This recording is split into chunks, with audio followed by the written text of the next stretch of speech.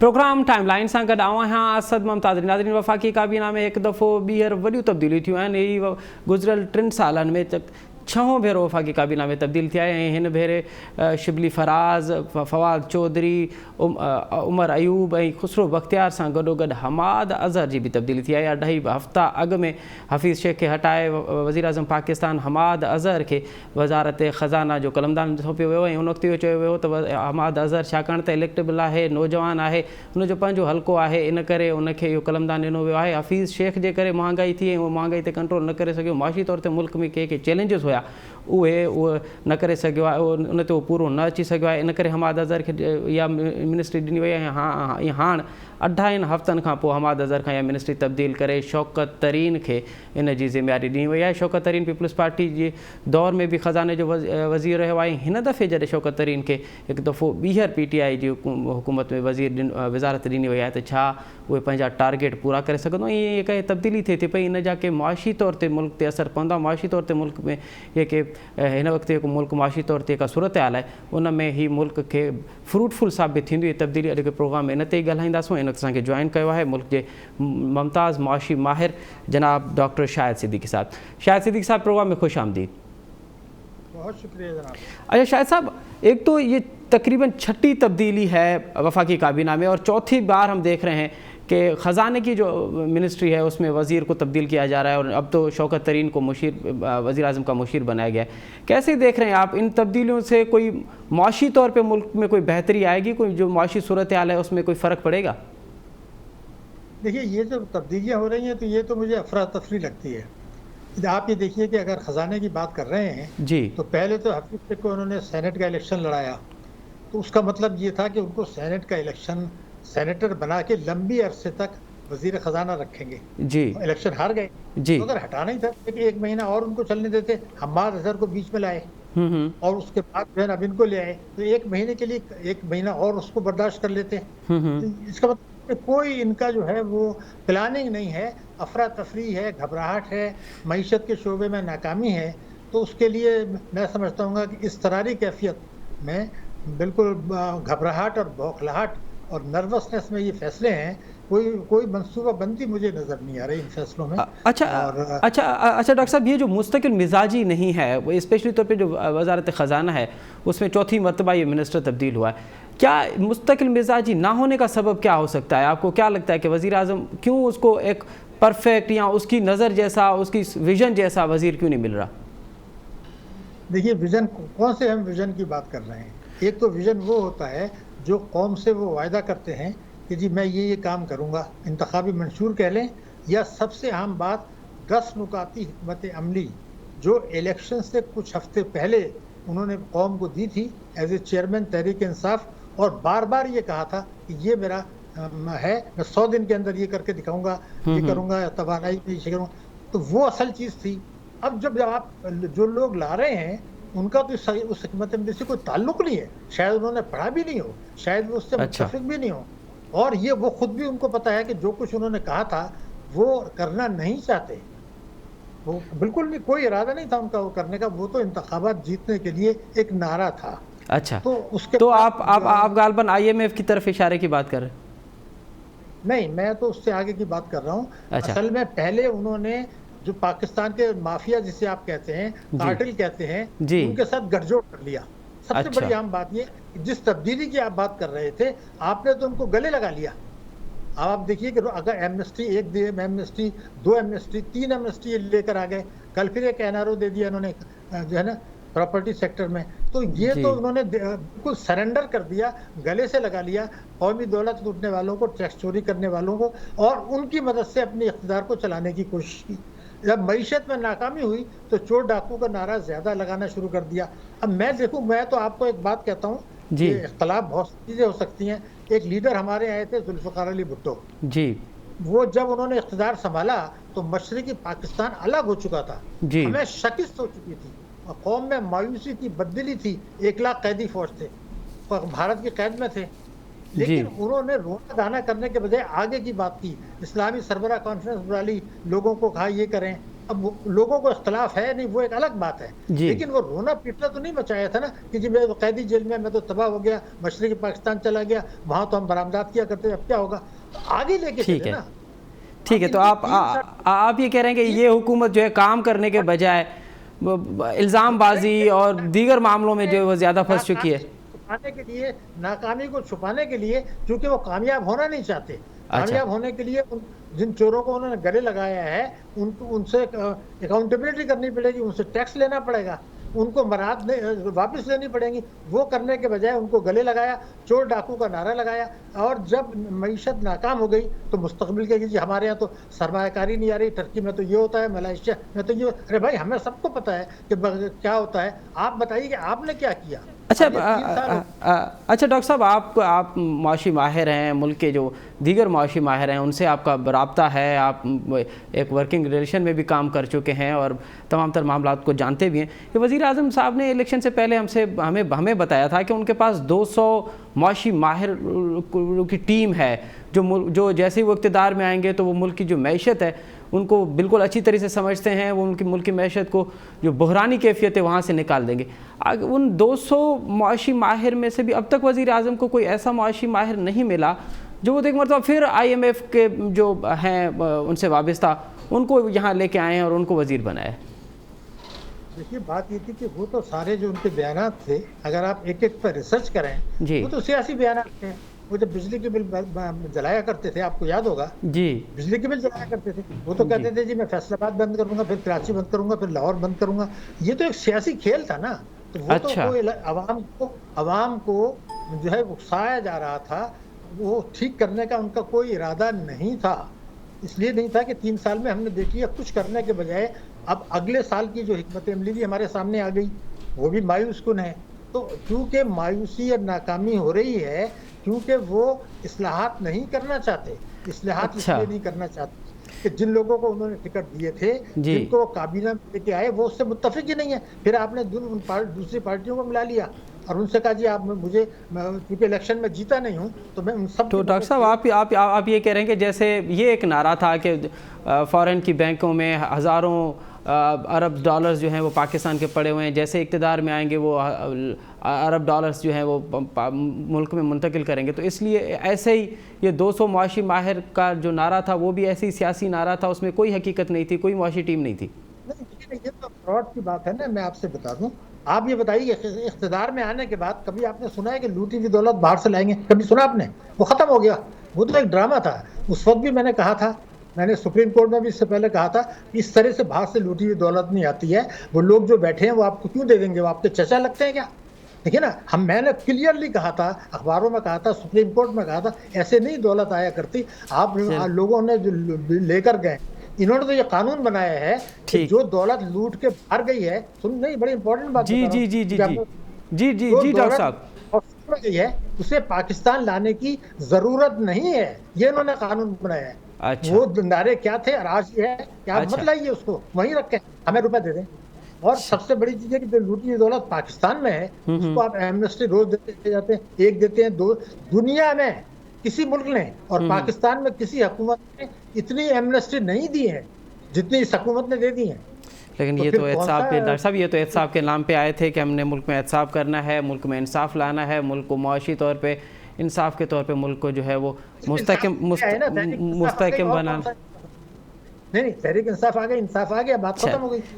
अच्छा डॉक्टर साहब, हफीज़ शेख को जब हटाया गया तो उस वक्त के जो वज़ीर साहब थे शिबली फराज, उन्होंने ये कहा था कि हफीज़ शेख महंगाई पे कंट्रोल नहीं कर पाए और वो इलेक्टेबल्स नहीं थे, इसलिए हम हमाद अज़हर को ले आए हैं। ये नौजवान भी हैं, इनका हल्का भी है, ये मुआशी तौर पर ज़्यादा एनर्जेटिक भी हैं। फिर आज हमने देखा कि हमाद अज़हर साहब भी चले गए। अब जब शौकत तरीन साहब को लाएँ तो इनके पास एक तो ये इलेक्टेबल्स ये भी इलेक्टेड नहीं है, और दूसरी बात ये कि ये उसी इदारे से आए हैं जहाँ से हफीज़ शेख आए थे। तो क्या महंगाई कंट्रोल कर पाएंगे? और शौकत तरीन के नज़दीक अब सबसे बड़े टारगेट क्या होंगे मुआशी तौर पर? देखिए, पहले शौकत तरीन साहब का मैं आपको बैकग्राउंड बता दूं। वो हबीब बैंक के प्रेसिडेंट बने थे नवाज शरीफ के दौर में। जी, आपको ये मैं कह रहा हूँ, हबीब बैंक पाकिस्तान का सबसे पुराना बैंक है जी। हबीब बैंक ने इनके आने से पहले किसी साल में नुकसान नहीं दिखाया था। अच्छा। और इनके हटने के बाद कभी नुकसान नहीं दिखाया। मैं एक स्टेटमेंट दे रहा हूँ, मैं पाकिस्तान के सीनियर बैंकर्स में है मेरे शुमार, टॉप बैंकर्स में। मैं अच्छा। आपको ये स्टेटमेंट दे रहा हूँ कि हबीब बैंक जो पार्टीशन से पहले की बैंक है, वो शौकत तरीन के हबीब बैंक का प्रेसिडेंट बनने से पहले किसी एक साल में हबीब बैंक ने नुकसान नहीं दिखाया। और अच्छा। इनका प्रेसिडेंट हटने के बाद से उसने कभी नुकसान नहीं दिखाया उस बैंक ने। और जब ये आए तो एक साल में 11 अरब का नुकसान इन्होंने दिखा दिया, हबीब बैंक। अच्छा। उसके बाद यूनियन बैंक आई, वो नहीं चल सकी, उसको ये बेच, उनकी अपनी बैंक थी, वो नहीं चला सके, वो उन्होंने बेच दी। अब आए सिल्क बैंक। अब स्टेट बैंक को मैं आपके पास रिकॉर्ड में है, वो नहीं बोलना चाहते, मगर मैं आपको बता रहा हूँ कि सिल्क बैंक में बहुत सीरियस प्रॉब्लम्स हैं, मुश्किलात का शिकार है। स्टेट बैंक को ये बात पता है, अब आप उनको यहाँ ले आए, ठीक है ना। लेकिन सिल्क बैंक आज भी मुश्किलात का शिकार है, ये मैं आपको बता रहा हूँ। और ये स्टेट बैंक के रिकॉर्ड में है, जो लोग बैंकर्स हैं वो समझते हैं। मगर दूसरी बात ये थी कि उन्होंने 2000 जो है फ्रेंड्स ऑफ पाकिस्तान के साथ जो एग्रीमेंट हुआ था, उसके लिए कौम से जानबूझ के झूठ बोला और उसको कौम को उसने फंसाया। 1 दर्जन से ज्यादा मर्तबा गलत बयानी की। और उस वक्त मैंने लिखा था कि ये पाकिस्तान की तारीख का अजीम धोखा है और ये 2021 तक इसके मनफी असरात आएंगे। अच्छा। अब 2021 आ गया, अब दोबारा लाके उसको कंटिन्यू कर दिया। तो ये तो जौहरी ताकत पाकिस्तान का हो रहा है। मैं ये भी कह रहा हूँ कि जो फ्रेंड्स ऑफ पाकिस्तान का धोखा दिया गया था, अगर उसकी आला तरीन सतह पर इंक्वायरी करा दें तो पाकिस्तान की इतनी बड़ी खिदमत होगी कि आप सारी अकाउंटेबिलिटी सब पीछे रह जाएंगी। वो तो जो डॉक्टर साहब आप तो हमें डरा रहे हैं कि एक ऐसे बंदे को उन्होंने कलमदान सौंप दिया है जिनकी खुद का जो अब तक जो रिकॉर्ड है वो बड़ा कंट्रोवर्शियल है। और कुछ नहीं कहा, तो रिकॉर्ड है वो बता देंगे। नहीं, मैंने कोई अपनी राय नहीं दी है अभी तक। मैंने तो आपको ये कहा कि इनके हबीब बैंक में नुकसान हुआ, सिल्क बैंक नहीं चल सका। लेकिन डॉक्टर साहब ये लास्ट टाइम जब डॉक्टर साहब ये पीपल्स पार्टी के दौर में जब आखिरी मरतबा खजाने का कलमदान इनको दिया गया था, उस वक्त इनकी कारकर्दगी कैसी थी? उस वक्त क्या उनको मुल्क को माशी तौर पे हमने देखा था कि मुशर्रफ जैसे ही चले गए तो मुल्क एक मरतबा फिर माशी तौर पे जो बहरान का शिकार हो गया था, लेकिन पीपल्स पार्टी ने किस हद तक बेहतरी लाए थे पीपल्स पार्टी की हुकूमत? क्या उसमें शौकत तरीन का किरदार रहा उस बेहतरी में? नहीं, पहली चीज़ तो ये कि इस्तीफे देकर गए थे। उनको क्यों गए थे वहाँ छोड़ छाड़ के? आप देख लीजिए, उनको सेनेटर भी बनाया गया था, वो भी उन्होंने छोड़ा, ओहदा भी छोड़ा, हट गए थे। ठीक है, क्या सबब था कि उन्होंने इस्तीफा दिया था? इस्तीफा की क्या सबब था डॉक्टर साहब? मैंने उस जमाने में एक आर्टिकल लिखा था, रिकॉर्ड पर है वो आर्टिकल, और उसमें मैंने ये कहा था कि ये नाकाम रहे हैं मईशत को चलाने में। उनके गलत फैसले थे और गलतियाँ की, और कई दफ़े जो है उन्होंने ऐसी बातें की जो हक़ाइक़ के खिलाफ थी। मसलन रुपए की कदर गिराई गई, बैंकों ने मिलकर उन्होंने जो है प्रेस कॉन्फ्रेंस की जिसमें 15-20 टीवी के लोग थे, उसमें उन्होंने कहा जी बैंकों ने ये जानबूझ के वो गिराई है। अब टीवी पर 20 चैनल्स पर वो उनकी ज़बान से नशर हो गया। बाद में कुछ उनको डराया धमकाया गया तो उन्होंने कहा जी मैंने तो नहीं कहा। अब एक तो प्रेस स्टेटमेंट देते हैं, वो आप डिनाई कर दें, गलत फहमी। वो तो 20 चैनल्स पे आ चुका था जिसमें उन्होंने कहा था कि ये बैंकों ने गिराई है। तो इस किस्म की जो उन्होंने वो की थी हरकतें, वो रिकॉर्ड पर हैं। और ये फ्रेंड्स ऑफ पाकिस्तान का जो फ्रॉड है, धोखा था, ये तो रिकॉर्ड पर है ना। ये सब हम आज तक भुगत रहे हैं। ये एक बैंकर थे अमेरिकन बैंक के, कंट्री मैनेजर की पोजीशन थी। अच्छा डॉक्टर साहब, डायनामिक डॉक्टर साहब हमारी क्या मजबूरी है कि हम मुसलसल गुज़िश्ता 10-12 साल से, इससे भी पहले हम देख रहे हैं कि वजारत ख़जाना का जो कलमदान है वो उन लोगों को दिया जा रहा है जो आलमी तौर पे जो इदारे हैं उनसे उनके मुलाजिम हैं या उनसे उनकी वाबस्तगी है, वही आके हमारी मुआशी टीम के सरबराह बनते हैं। हमारी आखिर मजबूरी क्या है? देखिए, आपने एक बड़ा अहम सवाल किया। हमारी मजबूरी ये है कि हम टैक्सों की वसूली बढ़ाना नहीं चाहते, नंबर 1। हम कौमी बचतें बढ़ाना नहीं चाहते, हम मुल्क की सरमायाकारी बढ़ाना नहीं चाहते। उसके लिए फिर मईशत ठीक करनी पड़ती है, सियासत नहीं होती। अच्छा। उसके बजाय हमें IMF से कर्जा चाहिए, हमें आलमी बैंक से कर्जा चाहिए, हमें मुख्तलिफ मुल्कों से कर्जा चाहिए, हमें कर्जों में एक्सटेंशन चाहिए, हमें अपनी निजकारी करनी है, रेमिटेंसेस बढ़ाने। इस तरह से बाहर के पैसे से आप काम चलाना चाहते हैं तो उसके लिए अमेरिका इस्तेमारी ताकत है। वो जौहरी ताकत पाकिस्तान को नुकसान पहुंचाना चाहता है, क्योंकि पाकिस्तान ने 2 ऐसी चीज़ें हैं जिसको इस्लाम दुश्मन कुव्वतें पाकिस्तान को बर्दाश्त नहीं करेंगी। एक हमारा मिसाइल प्रोग्राम, एक हमारा जौहरी प्रोग्राम, और तीसरा ये कि पाकिस्तानी अवाम इस्लाम रसूल से जो मोहब्बत रखते हैं तो उनको ये ख्याल है कि अगर किसी मुल्क में ऐसी लीडरशिप आ गई जिसको इस्लाम और पाकिस्तान से मोहब्बत है और उसने कौम को मुत्तहिद कर दिया, जौहरी ताकत है, तो ये तो एकदम जो है दुनिया में इम्पैक्ट आ जाएगा उसका। इसलिए कोई 22 करोड़ मुसलमान जो रसूल की हुर्मत पर कट मरते हैं, जितने यहाँ पर हैं, जो शीले इतने कहाँ हैं दुनिया में, तो इसलिए वो खौफजदा हैं। इस मुल्क की मईशत को कमज़ोर करना चाहते हैं। इस मुल्क में ऐसे लोग लाना चाहते हैं जो बाहर से डिक्टेशन लें। आपने डॉक्टर साहब, इस तमाम सूरत हाल में हम क्या कर रहे हैं डॉक्टर साहब?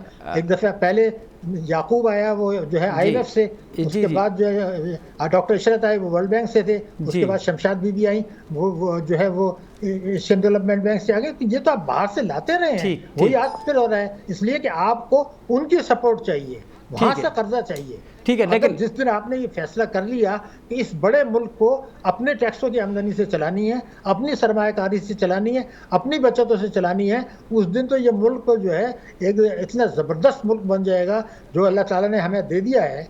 तो ये चीज़ों को समझने की ज़रूरत है। मुझे याद है कि जिस वक्त जुल्फ़िकार भुट्टो आए थे तो उन्होंने फॉरेन इस्लामी कॉन्फ्रेंस बुला ली थी। सारे सरबराह मुमलिकत एक ऐसे मुल्क में आ गए जो आधा टूट गया था, और वहाँ फिर इस्लाम की बात की, फिर उन्होंने न्यूक्लियर की बात कर ली, है ना। तो ये चीज़ें होती करने की। हम क्या कहते हैं कि कर्जा ले लें, IMF का नुमाइंदा रख लें, फलाना कर लें, ये कैसे नहीं हो सकता। लेकिन डॉक्टर साहब, 22 करोड़ का मुल्क है, डॉक्टर साहब मेरी आवाज़ आप तक आ रही है? यहाँ काबिल लोग भी हैं, मेहनती लोग भी हैं, पाकिस्तान से मेहनत करने वाले लोग भी हैं, कानूनदान भी हैं, अकाउंटेंट्स भी हैं, सब किस्म के लोग हैं। लेकिन आप एक खास तबके को लाते हैं, वही रोटेट होता है। एक हुकूमत आए, मुशर्रफ आए, जब भी वही होता है। इशरत साहब को आपको याद है कि वो 2000 में 1999 में मुशर्रफ लेकर आया था। अब वो 85 साल के हो गए 1999 से 2021 में, आज भी वो काबीना में बैठे हुए हैं। तो आखिर ये कोई कौम सोचती क्यों नहीं कि जिसको चोर कहते हैं उसी के आदमी को आप लेकर आते हैं। और जो पीपल्स पार्टी के लोग थे वो भी आज हुकूमत में, मुशर्रफ के जो लोग थे वो भी आज हुकूमत में, नवाज शरीफ के जो लोग थे वो तीनों चोर थे, उन्होंने तबाह कर दिया। बहुत शुक्रिया, वजीर थे, बहुत शुक्रिया डॉक्टर शाहिद सिद्दीकी साहब, आपको बहुत शुक्रिया। नाज़रीन, नवा मुमताज़ मुआशी माहिर डॉक्टर शाहिद सिद्दीकी साहब जो तजुर्बो ॿुधो, उन्हनि जो चवणु आहे त शौक़त तरीन जंहिं हालतुनि में आयो आहे, हिकु त उहे हालतूं सुठियूं न आहिनि, ऐं ॿियो हिकु मुल्क जंहिं मुआशी तौर ते जंहिं पोज़ीशन ते बीठो आहे, हिते इन तरह जूं तब्दीलियूं जेके आहिनि उहे मुल्क खे अञा वधीक मुआशी तौर ते कनि, उहे सूरत हाल खे अञा वधीक ख़राबु कंदियूं। मुस्तक़िल मिज़ाजी सां कमु वठणु घुरिजे ऐं जेके मामलात आहिनि उनखे संजीदगी सां ॾिसणु घुरिजे। प्रोग्राम हिते वठूं था नंढी साई खां पोइ प्रोग्राम में ॿीहर हाज़िर थींदो। नज़री प्रोग्राम एक दफ़ो ॿीहर तव्हांखे भलीकार। वज़ीर आज़म पाकिस्तान जनाब इमरान ख़ान अॼु सखर जे दौरे ते पहुतो ऐं उते उन हिकु दफ़ो ॿीहर सिंध जे बेटनि जो ज़िक्र कंदे चयो त सिंध हुकूमत पहिरियां NOC ॾिनी ऐं बाद में मुकरी वई। जेकॾहिं सिंध हुकूमत NOC ॾे हा त हिन वक़्त ताईं सिंध जे बेटनि ते $40 अरब जी सीड़पकारी थी हा। अॼु प्रोग्राम में इन ते ॻाल्हाईंदासीं त आख़िर बार बार वज़ीर आज़म खे सिंध जा बेट छो पिया यादि अचनि, ऐं बार बार $40 अरब जी जेका सीड़पकारी जो ज़िक्र पियो थिए उहो कहिड़ो काॾां जो इशारो आहे, ऐं सिंध हुकूमत जी आख़िर मजबूरी कहिड़ी आहे जो उहा वफ़ाक़ी हुकूमत खे NOC ॾियण खां लवाए पई। ऐं हिन वक़्तु असांखे प्रोग्राम में जॉइन कयो आहे सिंध जो सूबाई वज़ीर जनाब अवैस कादिर शाह साहब। शाह साहब, प्रोग्राम में ख़ुशि आमदीद। बिस्मिल्लाह, थैंक यू। अच्छा शाह साहब, हिकु दफ़ो असां ॾिसूं था पिया त वज़ीर आज़म बार बार सिंध जे बेटनि जो ज़िक्र करे इहो चवे थो पियो त सिंध हुकूमत हिन में वॾी रंडक आहे। अवां NOC ॾियण में लवरायो छो था पिया? अवां जी मजबूरी कहिड़ी आहे? NOC कीअं ॾिनी वई, उहो लेटर छा हुयो जंहिंखे ही NOC कंसीडर था करनि, ऐं उन वक़्तु सभु शयूं मीडिया ते बि अची चुकियूं, तव्हां बि हुनखे विटनेस कयो हूंदो। हिकिड़ो लेटर फेडरल गवर्नमेंट जी तरफ़ां आयो, उन खां पोइ असां उनखे रिप्लाई में लेटर लिखियोसीं त उन ते ॻाल्हि थी सघे थी, वधीक छा इशू आहे तव्हां डिस्कस कयो, कमेटी ठहे, उन ते मीटिंग्स थियनि। पर उनजे बरक्स इहो कयो वियो त हिकिड़ो ऑर्डिनेंस टाइप शइ करे ऐं उन में सिंध जे बेटनि खे ज़ोर ज़बरदस्ती सां कब्ज़े करण जी कोशिशि कई वई। पहिरियों त इहो बिज़नेस प्लान हुयो ई कोन, या $40 अरब जो ज़िक्र ई कोन हो। ऐं हिन वक़्तु मूंखे पाण खे इहो सोचणु घुरिजे, असां सभिनी खे इहो बल्कि सोचणु घुरिजे त वज़ीर आज़म साहब खे रमज़ान शरीफ़ जे महीने में हर साल सिंध यादि छो ईंदी आहे। हिन वक़्तु वज़ीर आज़म साहब सखर में अची बीह करे चए थो त बेटनि ते $40 अरब जी सीड़पकारी थिए आहे, सिंध गवर्नमेंट खे अवॉइड करे। छा उन वक़्तु तव्हां सिंध गवर्नमेंट खे कॉन्फिडेंस में वरितो? छा तव्हां इहो बिज़नेस प्लान ॿुधायो? छा तव्हां इहो ॿुधायो त उते जेकी आबादी हिन वक़्तु उते आहिनि, उते जेके माहीगीर रहनि था, या उते जेको जंगलात जेके लॻल आहिनि, जेके उते फॉरेस्ट लॻल आहे, उन्हनि सभिनी जो कहिड़ो तरीक़ेकार हूंदो, उन्हनि खे कीअं रीसेटल कयो वेंदो, माण्हुनि जे लाइ उते कहिड़ा कम कया वेंदा, उन्हनि जी जेकी जंहिंजी लैंड्स उते आहिनि, जेके उते आबाद आहिनि, उन्हनि खे रीसेटल कीअं कयो वेंदो, उन्हनि लाइ तव्हां छा सोचियो? को प्लान कोन्हे, कुछ भी कोने। को वजीर चए तो ये ठीक है शाह साहब ये अवां जी गाल पइजी जाए ते, पर इहा भी हकीकत है न तो सिंधी माण्हुनि जो जेको रिएक्शन है, सिंधी माण्हुनि जो जेको तारीख़ी एहतजाज हो, उन ते भी सिंध हुकूमत के पोइ ते हटणो पियो, न त $4 अरब जी जेका रक़म हुई उहा थोरी न हुई। ॾिसो $40 अरब जो नालो हाणे खयो वियो आहे, ऐं इहे प्लान जेके हाणे ॿुधाया पिया वञनि, इहे हाणे वज़ीर आज़म साहब ॿुधाया आहिनि। छड़ो सिंध जे अवाम जो रिएक्शन न हुई, सिंध गवर्नमेंट जी भी इहो एहतजाज हो त असां सिंध जी ज़मीन जा कस्टोडियन जेके आहिनि उहे सिंध गवर्नमेंट आहे, उहे ज़मीन सिंध जे माण्हुनि जी मिल्कियत आहे, सिंध जी मिल्कियत आहे, सिंध जे अवाम जी मिल्कियत आहे। इन जा हक़ कॾहिं बि तव्हांखे खाइण न ॾिना वेंदा, इन ते कब्ज़ो तव्हांखे कॾहिं बि न करणु ॾिनो वेंदो। ठीक है, इहा ख़बर कंहिंखे बि कोन हुई त इहो तरीक़ेकार जेको चुपचाप में सिंध जे बेटनि खे कब्ज़े करण वारी नियत आहे, असां पहिरियों बि इन शइ खे वाज़े कयोसीं त सिंध जो इंच इंच सिंध जी अवाम जी अमानत आहे ऐं उन ते तव्हांखे कब्ज़ो करणु ॾिनो वेंदो। हा, ॻाल्हियूं थी सघजनि थियूं, ॻाल्हि हर शइ ते ॻाल्हाए सघिजे थी, असां पॉलिटिकल माण्हू आहियूं, सिंध जो अवाम भी समझदार आहे, सम्झे पियो त उन जी भलाई कंहिंमें हूंदी, उन जा जेके अॻिते हली सिंध खे कहिड़ी शयूं फ़ाइदो ॾेई सघनि थियूं, पर इहे जेको तरीक़ो अपनायो वियो, तरीक़ो इहो कब्ज़े वारो हुयो। अच्छा मतलब अवां ये चओ था पिया त अगर अवां सां नेगोशिएशन कजे हा, ॻाल्हि ॿोल कजे हा, त अवां भी राज़ी थी वञो हा, त भले बेटनि ते शहर अॼु जेको मसलो कोन्हे। ॾिसो, शहर अॾजण या उते को बिज़नेस डेवलपमेंट करणु सिंध जी खोड़ ज़मीन आहे जिते इहे बैन थी सघनि था, ॿियनि जॻहियुनि ते बि थी सघनि था। तरीक़ेकार हिननि जा टोटली ग़लति हुया, कंप्लीटली उन्हनि हिकिड़ो वे जेको एडॉप्ट कयो उहो बिल्कुलु हिकिड़ो एक्सेप्टेड असां कंहिंखे कोन हो। सिंध जे अवाम जो रिएक्शन हक़ ते हुयो, बिल्कुलु उन्हनि रिएक्शन हक़ ते कयो। सिंध जे अवाम जे सां गॾु सिंध गवर्नमेंट बि थी इन ई शइ ते त हिते सिंध जी भलाई लाइ जेको बि कमु थींदो उहो सॼे माण्हुनि खे कॉन्फिडेंस में वरितो वञे, ॿुधायो वञे त फेडरल गवर्नमेंट खे इन सूबे सां एॾो प्यार थी वियो आहे त उहो हाणे असांजी भलाईअ लाइ कमु करणु सोचे रहिया आहिनि, त उहो कहिड़ो कमु आहे, उन सां कहिड़ा मुस्तक़बिल में फ़ाइदा थींदा, उन में कहिड़ियूं जॉब अपॉर्चुनिटीज़ ईंदियूं, उन में डेवलपमेंट कहिड़ी थींदी।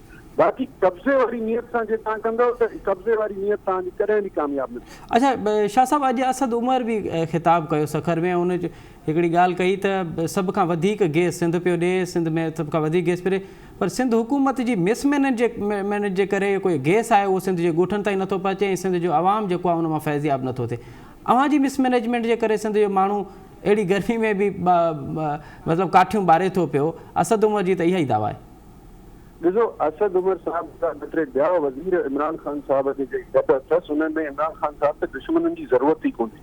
अॼु असद उमर साहब बि करे पेटो पढ़ियल लिखियल पाण खे माण्हू सम्झे पियो, फेडरल मिनिस्टर आहे प्लानिंग एंड डेवलपमेंट जो, उहो चए पियो त सिंध गवर्नमेंट जी मिसमैनेजमेंट आहे, इन जे करे सुई मुख़्तलिफ़ एरिया ताईं नथी पहुची सघे। छा इन में प्रोविंशियल जेको राइट्स आहिनि उहे छा कंप्लीटली सिंध वटि आहिनि?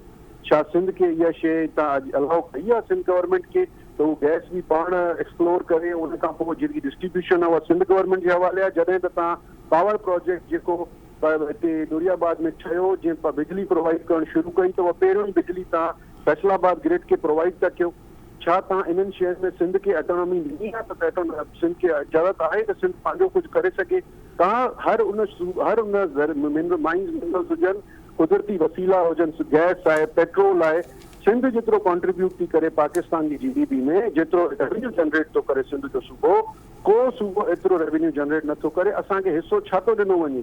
जे असद उमर जहिड़ो माण्हू बीही करे अॼु इहा ॻाल्हि थो करे त इन मां तव्हां अंदाज़ो करे सघो था त ॿेटनि वारे मामले ते हुननि छा न बदनीयती सां कमु वरितो हूंदो। अहिड़ा ई चंद एडवाइज़र्स आहिनि जेके इन क़िस्म जो इंतिशार फैलाए न, पर शाह साहब 18वीं तरमीम खां पोइ हाणे त सूबाई हुकूमतूं वधीक स्ट्रॉन्ग थियूं आहिनि।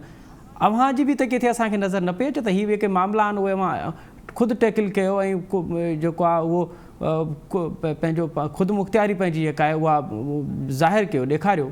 ॾाढी सुठी ॻाल्हि तव्हां कई, 18 अमेंडमेंट। अॼु शायदि तव्हां ख़ान साहब जो ख़िताब न ॿुधो त 18 अमेंडमेंट खां पोइ पैसनि जी ॻाल्हि कई वई त सूबा जेके आहिनि उहे कंप्लीटली इंडिपेंडेंट आहिनि। त जे 18 अमेंडमेंट जो ज़िक्र ख़ान साहब करे थो त छा छड़ो सिंध जे अवाम जो हक़ 446 अरब रुपया आहे, कराची खां वठी उपावड़े ताईं ॾिठो असांजो जेतिरो जाइज़ हक़ एज़ पर NFC आहे उहो ई हिन महिल ताईं असांखे पैसा पूरा नथा ॾिना वञनि। छा 18 अमेंडमेंट हिननि खे उन वक़्तु यादि नथी अचे त सिंध खे जेके हुननि जा लीगल राइट्स आहिनि, जेके हुननि जो लीगल हिकिड़ो हिसो एज़ पर NFC ठहे थो, उहे फंड हर महीने या क्वार्टरली जे मुंतकिल कया वेंदा आहिनि फेडरल रिसिप्ट्स मां, उहे सिंध खे मुंतकिल कया वञनि। सिंध सूबो हिन वक़्तु बि जेको डेवलपमेंट करे रहियो आहे, सिंध गवर्नमेंट करे रही आहे, उहो पंहिंजे जेकी असां प्रेज़ेंट सिचुएशन असांजी फाइनेंशियल आहे उन जे मुताबिक़ असां करे रहिया आहियूं। फेडरल गवर्नमेंट जे तरफ़ां हमेशह असांखे फाइनेंशियल कंस्ट्रेंट जो सामनो करणो थो पए। ऐं हिन वक़्तु इहा ॻाल्हि कई पई वञे त सिंध सूबो 18 अमेंडमेंट खां पोइ ख़ुदि मुख़्तार आहे, बिल्कुलु आहे, पर उन ख़ुदि मुख़्तारीअ जे विच में रुकावट केरु पियो थिए। तव्हां कोरोना जो मिसाल वठी छॾियो, परे नथा वञूं, कोरोना जो मिसाल वठो। जॾहिं कोरोना आयो त सिंध गवर्नमेंट जेके उपाउ वरिता, पहिरियों त असांखे क्रिटिसिज़म थियो, उन्ही खां पोइ जॾहिं सॼी दुनिया सिंध गवर्नमेंट जी तारीफ़ कई, मुख़्तलिफ़ जॻहियुनि तां सिंध प्रोविंस जी तारीफ़ पई अचे, पोइ उन्हनि शयुनि खे अडॉप्ट करणु शुरू कयो वियो। पर शाह साहब असां ॾिसूं था पिया त घणनि मामलनि ते सिंध हुकूमत ख़ुदि बि विथड्रॉ थी करे उन जा के आइनी हक़ आहिनि, जेके क़ानूनी हक़ आहिनि, जिन मामलनि ते उनखे स्टैंड वठणु घुरिजे, उहा पोइ पंहिंजी वीकनेस ज़ाहिर करे ॿ क़दम पोइते थी थिए। कराची कमेटी जो वाज़े सबूत आहे, तव्हां कराची कमेटी जेका इलीगल हुई, अवां पाण चओ पिया, पर अवां हुनजो हिसो थियो, 1100 अरब रुपयनि जो ॾटो ॾिनो वियो, उहो अलाए किथे आहे। सिंध हुकूमत इन तमामु तर मामले में असांखे नज़र नथी अचे। सिंध गवर्नमेंट कॾहिं बि पंहिंजे कंहिं बि कमिटमेंट खां पोइते न हटी आहे। अवां कराची कमेटी जी ॻाल्हि था कयो त कराची कमेटी जो हिसो सिर्फ़ु इन जे करे थियासीं त पॉलिटिकल जेके शयूं हिते बॉटल नेक्स आहिनि शयुनि मतिलबु प्रोजेक्ट्स में, डेवलपमेंट प्रोजेक्ट्स में, उन्हनि बॉटल नेक्स खे परे कयो वञे। असांजो उहो कंहिंसां जहिड़ो कोन्हे, असां पॉलिटिकल वर्कर्स आहियूं। असां इन शइ ते बिलीव था कयूं त ॻाल्हियुनि जे ज़रिए मसइला हल करे सघजनि था। सिंध जे अवाम जा जेके हक़ आहिनि उहे ॻाल्हियुनि जे ज़रिए असां वठी सघूं था। तव्हां हाणे रिसेंटली CCI जो मिसाल वठो, सिंध हुकूमत वाहिद हुकूमत ई साईं मुराद अली शाह इन खे अपोज़ कयो त इहे सेंसिस जा रिज़ल्ट जारी न कया वञनि, इन में असांजूं रिज़र्वेशन्स आहिनि। CCI में इरसा जा जेके मसइला आया उहे डिस्कस कया विया, उन ते सिंध गवर्नमेंट अपोज़ कयो आहे, वाज़े तौर ते अपोज़ कयो आहे। सिंध गवर्नमेंट हमेशह स्टैंड वरितो आहे, चीफ मिनिस्टर साईं मुराद अली शाह हर शइ ते स्टैंड वरितो आहे। पर पोइ तव्हां ॾिसो था त पोइ कंहिं महिल कोर्ट जा डिसीशन्स था अची वञनि, या कंहिं महिल जीअं CCI में हाणे बाईपास कयो वियो सिंध जे हिन फ़ैसिले खे, हुनखे कंसीडरेशन ई न ॾिनी वई ऐं फ़ैसिलो पाण वरितो एज़ अ डिक्टेटर और फ़ैसिलो कयो वियो, त पोइ इन में सिंध गवर्नमेंट छा थी करे सघे। सिंध गवर्नमेंट अॼु बि पंहिंजे हुननि फ़ैसिलनि ते क़ाइमु आहे, अॼु बि हुननि पॉइंट ऑफ व्यू ते पंहिंजे ते क़ाइमु आहे, जंहिं ते असां रखियो आहे त सिंध जे अवाम जा हक़ असां कंहिं बि सूरत गसब करणु तव्हांखे न ॾींदा। अच्छा शाह साहब हिकु दफ़ो ॿीहर असां बेटनि जे मामले ते अचूं था पिया, त हाणे भला छा सम्झिजे त बेटनि वारो मामिलो ख़तमु थी चुको आहे, इहो खॾ में अंदरि पइजी वियो आहे, इहो ॿीहर न थींदो, या अवां चओ था पिया त सिंध वफ़ाक़ी हुकूमत अगरि अवां सां नेगोसिएशन लाइ अचे त पोइ ॻाल्हियूं ॿीहर थी सघनि थियूं?